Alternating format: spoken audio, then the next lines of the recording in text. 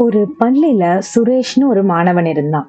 அவன் எப்பவுமே மத்தவங்களோட தவறுகளை மட்டுமே பார்த்துக்கிட்டே இருப்பான்.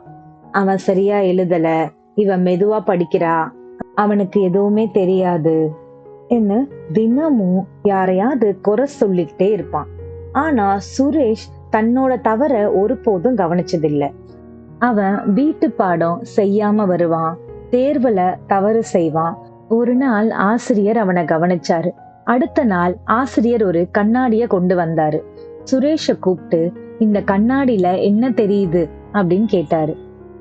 என் முகம்தான் தெரியுது அப்படின்னு சொன்னான். அப்போ ஆசிரியர் சிரிச்சுக்கிட்டே சொன்னாரு, நீ தினமும் மத்தவங்களோட குறைய பாக்குற, ஆனா எப்போவாவது உன் குறைய பார்த்திருக்கியா?